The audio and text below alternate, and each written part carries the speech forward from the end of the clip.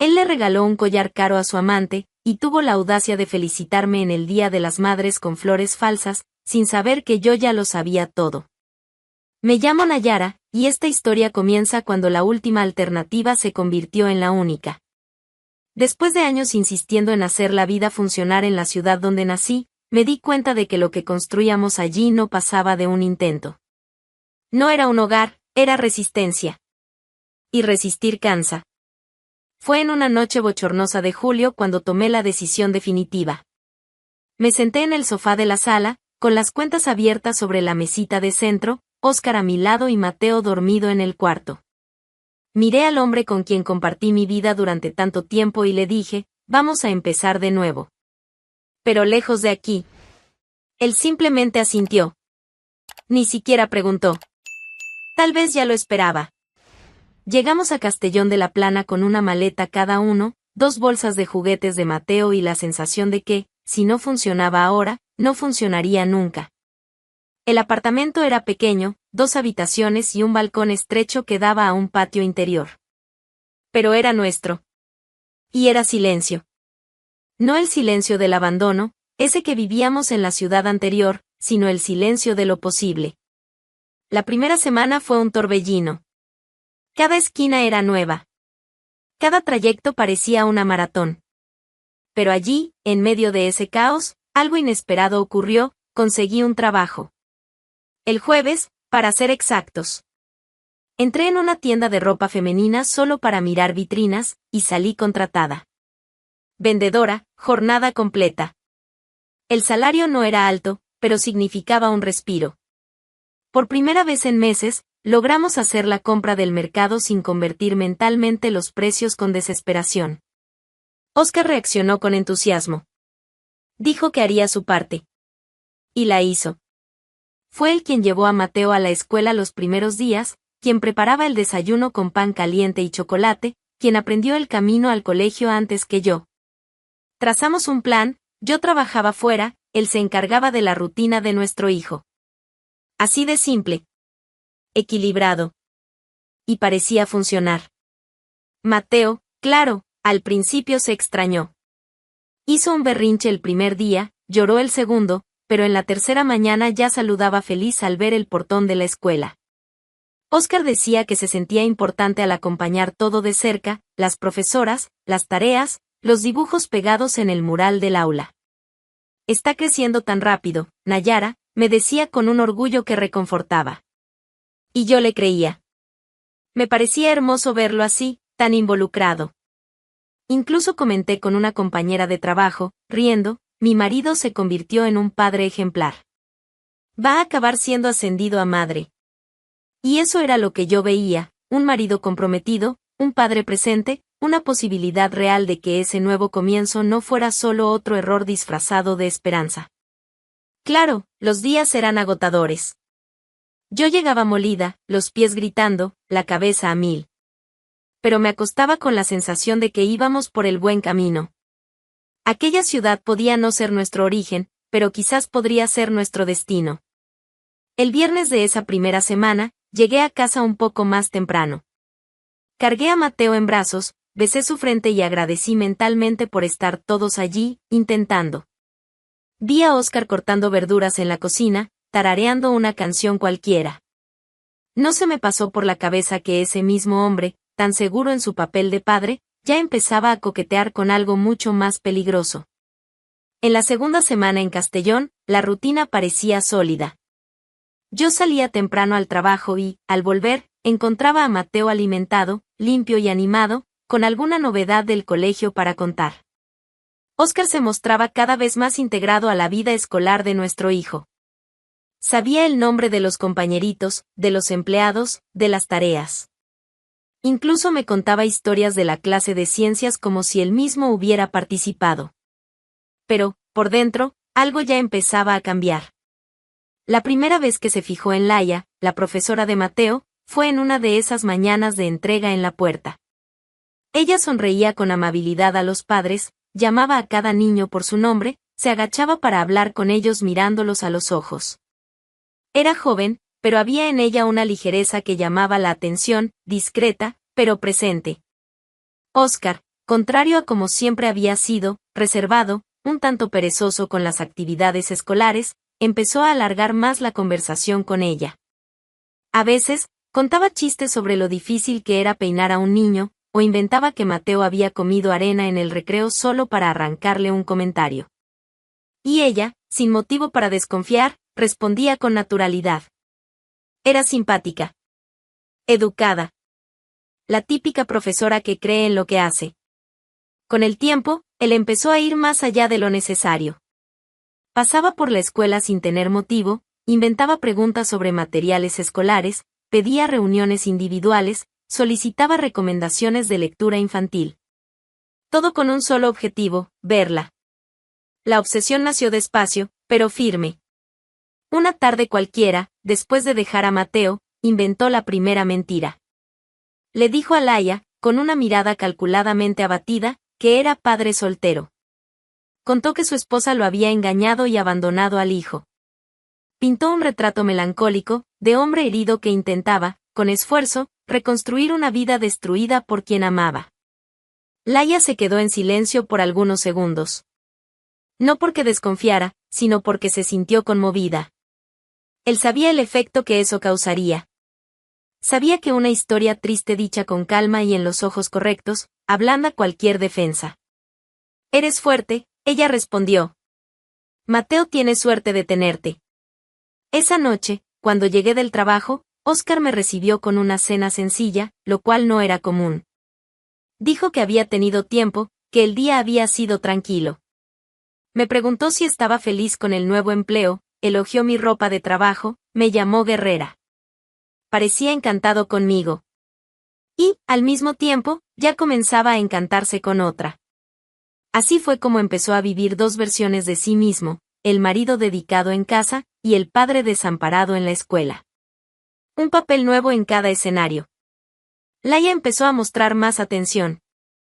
Conversaban durante más tiempo. A veces, caminaban juntos hasta el portón. Ella escuchaba, se preocupaba, le preguntaba si estaba bien. Óscar respondía con ese tono de voz bajo, con las pausas correctas, las palabras calculadas. Un actor de primera. A veces es difícil. Pero lo intento. Por Mateo. Él merece un hogar decente, incluso sin su madre, decía, sin pestañear. Y ella le creía. Le creía porque no tenía motivo para dudar. Y porque, en el fondo, parecía querer creer. Mientras yo me partía el lomo en el trabajo, él se convertía en el rostro simpático de la familia en la escuela. Las profesoras le sonreían, algunas madres comentaban que daba gusto ver a un padre tan involucrado. Y él se alimentaba de eso. Como si cada elogio fuera un ladrillo más en la mentira que venía construyendo. Con Laia, fue más allá. Empezó a llevarle pequeños regalos, chocolates, flores del mercado, cuadernos decorados para el uso del grupo. Todo cuidadosamente disfrazado, pero siempre entregado directamente a ella. Poco a poco, creó un vínculo. Ella ya sonreía diferente cuando lo veía acercarse. Una sonrisa más íntima. Más cómplice. Y él lo aprovechaba. Cada conversación era más larga. Cada confidencia, más elaborada. Óscar contaba historias falsas sobre esa supuesta separación, fingía dolores que nunca existieron, inventaba crisis que jamás enfrentó. Y Laia, conmovida, ofrecía oídos, empatía, hasta consejos. Todo basado en una mentira cuidadosamente construida. Un hombre como tú no debería haber sido abandonado, le dijo ella una vez, con los ojos llenos de verdad. Tal vez confié demasiado, respondió él, con el tono exacto de un dolor fingido. Mientras tanto, yo seguía en la oscuridad. A mis ojos, el matrimonio parecía sólido. Claro, había cansancio, adaptación, pero también había compañerismo. Yo creía que estábamos viviendo ese nuevo comienzo que tanto deseábamos. Les contaba a mis compañeras de trabajo lo involucrado que estaba con la escuela de nuestro hijo. Decía con orgullo, Óscar es otro hombre. Está presente, participa, hasta se volvió voluntario. Incluso me reía sola al recordar la escena de él pegando papel crepé en los murales de la escuela. Yo veía eso como una señal de madurez. Un padre que por fin entendió su papel. Y Mateo, bueno, él también cambió. Estaba más entusiasmado con la escuela, hablaba de Laia con frecuencia. Decía que era la profesora más genial del mundo, que su papá la ayudaba en todo. A veces, los dibujaba a los tres juntos, él, el papá y Laia. Y yo me reía, creyendo que era solo admiración infantil. Hasta que un día, mientras jugaba sobre la alfombra del salón, Mateo soltó una frase, sonriendo, Laia va a ser mi nueva mamá. Me reí, como quien se ríe de una ternura inocente. ¿Nueva mamá? ¿De dónde sacaste eso, hijo? Papá dijo que es muy linda. Que le gusta. Igual que tú lo quieres a él. Óscar estaba en la cocina y escuchó. En ese momento, se acercó y se rió también, quitándole importancia. Este niño tiene una imaginación. En un rato más va a decir que tiene 2 perros en el cuarto también. Cambió de tema. Le pidió a Mateo que mostrara los juguetes nuevos, dijo que iba a hacer palomitas. En ese momento, no vi nada extraño. Solo me di cuenta después de que no negó lo que su hijo había dicho. Solo desvió la conversación. Si existe una línea que separa la mentira de la traición, Óscar cruzó esa línea en el momento exacto en que compró ese collar. Era de plata, con una piedra azul en el centro. Demasiado caro para alguien que se quejaba de los precios del supermercado. Eligió la pieza él solo, en una joyería del centro, y se aseguró de envolverlo con una tarjeta sencilla, para quien me devolvió la esperanza. Fue un viernes, después de dejar a Mateo en la escuela, que le entregó el regalo a Laia. Estaban solos en la sala de coordinación, él había inventado que necesitaba aclarar una duda sobre el material del mes siguiente. Laia, sonriendo como quien recibe una flor inesperada, se quedó sin palabras. No tenías que hacerlo, tenía que hacerlo. Me hiciste creer que no todos se rinden con uno. Hablaba con esa mirada cargada, esa misma mirada ensayada de dolor. Con cada palabra, construía la imagen de un hombre roto por dentro, pero que, gracias a ella, empezaba a reconstruirse. Laia, ya sumergida en la mentira, creía en todo. Tocó el collar como si fuera una reliquia.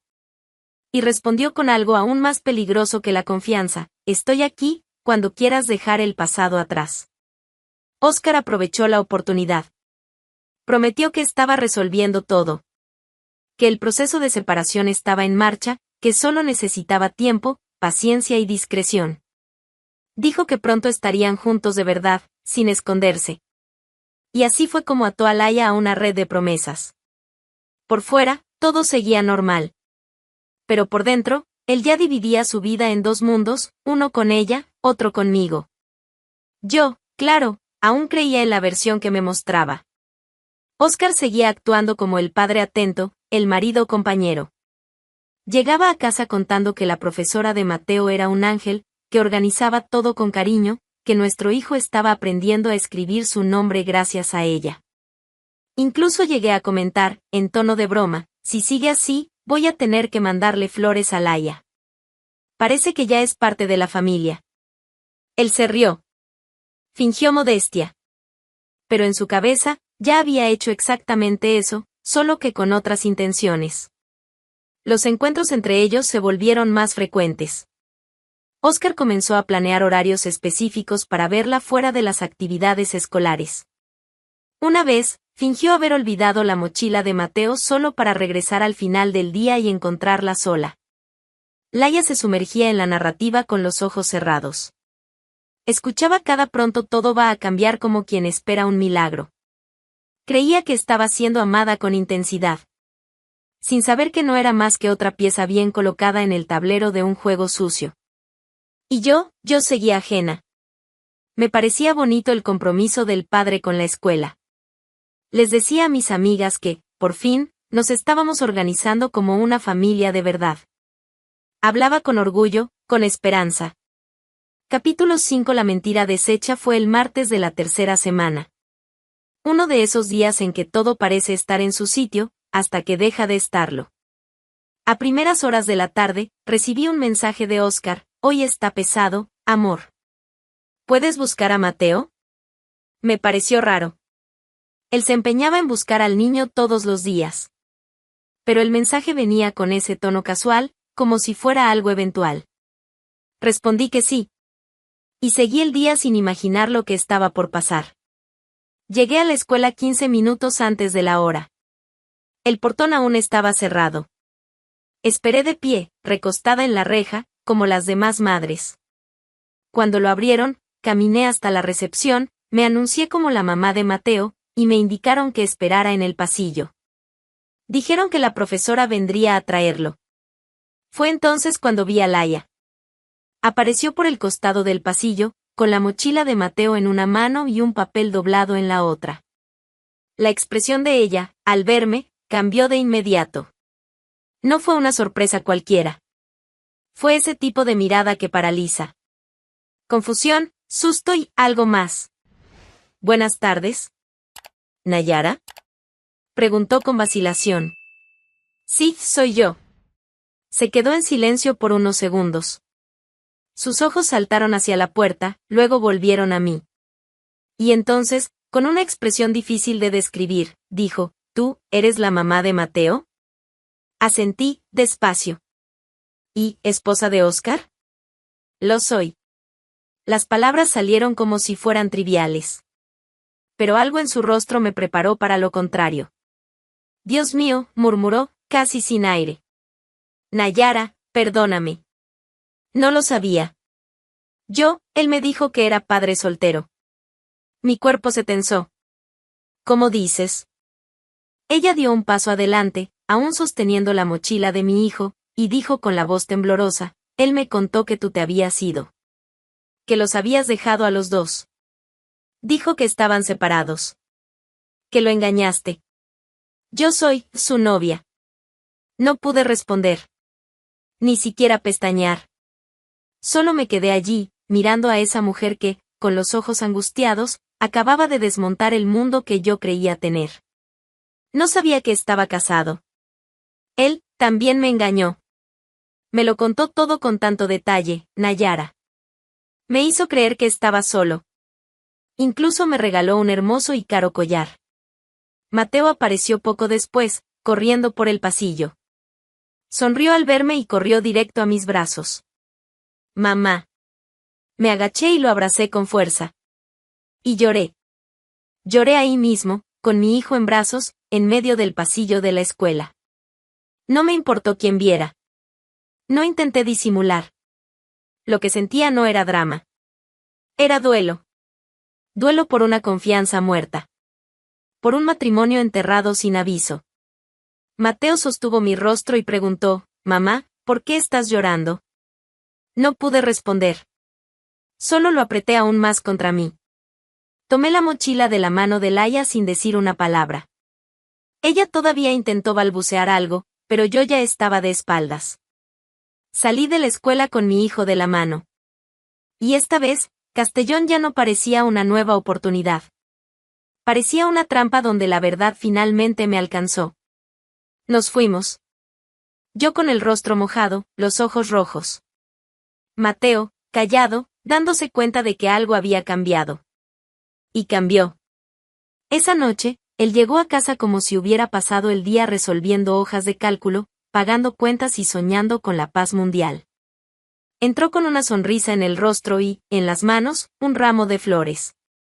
Flores de plástico. De esas que se ven en la entrada de un cementerio o en el mostrador de una tienda de barrio. Eran moradas. Unas 3 o 4 bien abiertas, y un lazo dorado torcido. ¡Feliz Día de las Madres! Dijo, con el entusiasmo de quien cree que un lazo puede tapar un abismo. Yo estaba sentada en el sofá con Mateo dormido en mi regazo. La mochila de la escuela aún tirada en el suelo, la cabeza hirviendo, y las palabras, martillando desde la tarde. Cuando vi las flores, me reí. De verdad. Una risa corta, seca. Risa de quien ya no aguanta acumular decepciones y aún recibe decoración de funeraria como gesto de cariño. ¿Flores de plástico, Óscar? Él parpadeó, confundido, y sonrió aún más, intentando mantener el ambiente. Duran más, ¿no? Como nosotros, firmes, resistentes. Me levanté despacio, coloqué a Mateo en el sofá con cuidado, y fui hasta él. Tomé el ramo de sus manos. Lo levanté bien alto. Y se lo lancé al pecho con fuerza. Firmes, resistentes, mentiroso, descarado, ¿quieres que siga? Él se quedó quieto, con la sonrisa desvaneciéndose.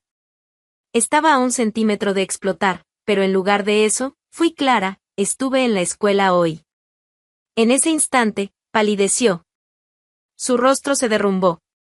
Sus ojos buscaron dónde huir, pero la sala era pequeña. Y yo estaba ahí, con todo. Encontré a Laia. Muy simpática, por cierto. Solo un poco confundida, pobrecita. Tenía dificultad en entender cómo la exesposa traidora apareció viva, con anillo en el dedo, para buscar al hijo en la escuela. Nayara, déjame explicar, no.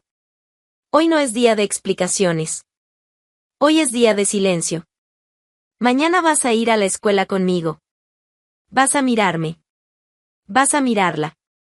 Y vas a contar, con tu boca, la obra de teatro que montaste. Amor, no me llames amor. Amor es cosa de gente decente. Tú estás en el departamento de engaño, sector canallada. No mezcles las secciones. Intentó dar un paso hacia adelante, pero levanté la mano. Fui una tonta, ¿sabes? De verdad. Me quedé aquí pensando que estabas redescubriéndote como padre. ¿Y tú? Descubriendo dónde esconder un collar caro y una mentira. Solo se te olvidó que la mentira cansa. Y cuando cansa, explota. Estaba mudo. Ya no había pose, ni sonrisa. Solo quedaba el hombre común, desarmado en su propia trampa. Nayara, me arrepentí. No quería hacerte daño, perfecto. Entonces mañana vas a tener la oportunidad perfecta para demostrar ese arrepentimiento. Frente a las 2. Porque no voy a tragarme esta historia sola. No vas a escapar de esto. ¿Y Mateo? Mateo es un niño. No tiene la culpa de nada. Pero vas a tener que reaprender a ser padre. Separado. El silencio se volvió pesado. Se sentó en un rincón del sofá, llevándose las manos a la cabeza. Ya no hubo más discursos. Ni cara de víctima. Ni voz suave. Subí con Mateo en brazos, lo puse en la cama y, por primera vez en años, cerré la puerta del cuarto con llave. Al día siguiente, el show iba a continuar. Pero esta vez, con las máscaras en el suelo y los rostros al descubierto. A la mañana siguiente, ya estaba de pie antes de que saliera el sol. Preparé el café. Arreglé la mochila de Mateo. Me puse la ropa más neutra, recogí el cabello como siempre y me quedé esperando a que él saliera de la cama con su cara dura de siempre. Cuando salió del cuarto, todo desaliñado, con el cabello despeinado y ese intento de parecer tranquilo, solo dije, vamos. La escuela abre a las 8. No preguntó por qué. Lo sabía. Y se quedó callado. Entró al auto como quien va a su propio velorio. Y, de cierta forma, lo era, el entierro de su mentira. Llegamos 10 minutos antes de la hora. Entré primero. Fui directo a la sala de coordinación y pedí hablar con Laia. Cuando apareció en el pasillo, me vio de nuevo y se detuvo en el mismo punto donde se había detenido el día anterior. Pero esta vez, había firmeza en su mirada. Él está aquí, dije. Va a ser ahora. Oscar vino justo detrás. Cuando vio a las 2 de pie, esperando, se detuvo en la puerta como un niño a punto de ser regañado por la profesora y la madre al mismo tiempo. Nos quedamos los tres ahí. Nadie quiso sentarse. Habla, Oscar. Vamos. Ahora puedes contar la verdad, dije, con los brazos cruzados. Y míranos bien a los ojos mientras hablas. Carraspeó. Tragó en seco. Y trató de empezar, yo mentí. A las 2. Inventé una historia porque, me sentía perdido, y, ¿perdido? Interrumpió Laia, con voz dura. Me regalaste un collar diciendo que la madre de tu hijo se había ido. Lloraste contándome cómo te había traicionado.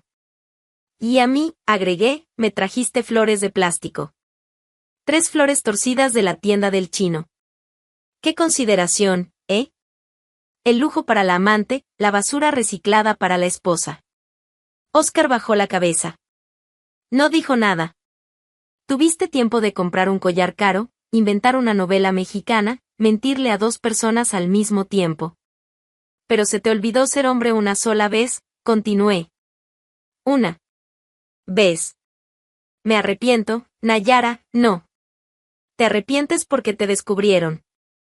El arrepentimiento verdadero no viene con perfume de mentira barata. Laia cruzó los brazos, aún más firme. Creí en todo. Porque decías cada palabra con dolor en los ojos. Me hiciste sentir lástima.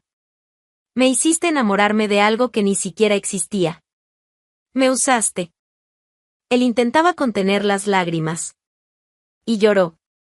No ese llanto sincero de quien ha perdido el suelo, sino el llanto confuso de quien pierde el control de su propia farsa. Basta. Dije. Ahora te vas a casa, haces tus maletas. Y te vas. Hoy. Óscar intentó justificarse, pero no hubo espacio. Ya había dicho lo que tenía que decir. Y Laia, que el día anterior me había mirado con culpa, ahora me miraba con respeto. Volvimos en silencio. El camino al apartamento fue corto. El camino de regreso de quien lo ha perdido todo. Cuando llegamos, entró al cuarto y empezó a empacar lo básico, ropa, documentos, los zapatos que nunca lavaba, y la botellita de café que decía mi día solo empieza después de ti. Irónico. Mateo veía dibujos en la sala. Ni se dio cuenta del alboroto. Hasta que preguntó, ¿por qué papá está metiendo cosas en la mochila? Me agaché frente a él. Respiré hondo, sin dramatizar. Papá va a vivir en otro lugar ahora, hijo. Pero va a seguir viéndote, ¿está bien? Mateo se quedó callado un rato. Luego, solo asintió con la cabeza. Y así terminó. Óscar se fue con una maleta al hombro y la vergüenza pegada a la piel. No miró hacia atrás. No hubo abrazo, ni disculpa. Solo la puerta cerrándose y el sonido de algo que no volvería más. El divorcio fue rápido. Óscar no tuvo valor de disputar nada. Firmó los papeles con la misma expresión vacía con la que salió de casa aquella mañana. Sin discurso. Sin resistencia. Solo firmó. Yo entregué todo a la justicia sin rencor. Solo quería paz. La custodia quedó conmigo, como ya se esperaba, y se acordó que él vería a Mateo cada 15 días. En los primeros meses, incluso intentó mantener el ritmo. Llegaba los domingos con bolsas del supermercado y juguetes de plástico. Pero con el tiempo, fue alejándose. Las visitas se volvieron llamadas. Las llamadas, mensajes. Luego, silencio. Mateo lo sintió. Al principio, preguntaba más. Luego, menos. Un niño no entiende todo, pero lo siente. Yo intentaba no alimentar promesas vacías. Siempre le decía la verdad de una forma que pudiera procesar. El papá te quiere, solo que no sabe muy bien cómo demostrarlo. Y la vida siguió. Poco a poco, fui reencontrándome. Retomé mi ritmo en el trabajo. La tienda fue creciendo. Me ofrecieron el cargo de supervisora y lo acepté sin pensarlo 2 veces. Por primera vez, era solo por mí. No por nosotros. Solo por mí. Y fue en esa etapa que conocí a Daniel. Apareció como suelen aparecer las cosas buenas, sin aviso, sin ensayo. Un padre de una niña de la escuela de Mateo. Charla va, charla viene, empezamos a compartir más que la entrada del colegio. Era diferente. Simple. Amable. No me prometía el cielo. Me ofrecía tierra. Tenía una calma en la mirada que me desarmaba. Hablaba con cuidado, escuchaba con atención. Y, lo más importante, trataba a Mateo con un cariño sincero. Sin forzar cercanía. Sin querer ocupar un lugar que no era suyo. Nos vimos varias veces. Almuerzos ligeros, caminatas cortas, conversaciones sin prisa. Y fue en una de esas conversaciones que él, con mucho tacto, me preguntó, ¿has pensado en vivir con alguien otra vez? Sonreí. Y respondí con firmeza, ya lo pensé. Y decidí que no. Por ahora, no. Esta casa es de Mateo. Es mía. No quiero que se convierta en escenario de nadie más. No ahora. Él lo entendió. Y más que eso, lo respetó. No intentó negociar, no hizo drama. Solo dijo, entonces, hagamos del afuera nuestro lugar. Cuando el adentro esté listo, tú lo sabrás. Ya no era la mujer que aceptaba verdades a medias por miedo a perder a alguien. Ahora tenía lo que antes me faltaba, claridad. Sobre lo que quiero. Sobre lo que no acepto. Y sobre lo que nunca más voy a permitir. ¿Amar de nuevo? Sí. Siempre que la vida lo permita. Pero nunca más a costa de mí misma. Hoy, cuando miro hacia atrás, no me reconozco en aquella mujer que creía que flores de plástico eran señal de cariño. Ni en la que ignoraba señales para no ver la verdad. Hoy, me reconozco aquí. En este silencio limpio, en esta rutina nuestra, en este hogar pequeño, pero real. Y si hay algo que aprendí, es que podemos perder mucho, pero nunca lo perdemos todo. Porque cuando decidimos no aceptar migajas, lo que queda, es lo que vale. Hay hombres que todavía creen que pueden engañar a una mujer con regalos baratos y discursos ensayados. Olvidan que podemos tardar, pero cuando descubrimos la verdad, lo resolvemos todo de una vez, y con clase. Comenta aquí abajo, ¿ya viste algún Oscar por ahí? Y no olvides suscribirte al canal, porque aquí, la mentira tiene fecha de caducidad.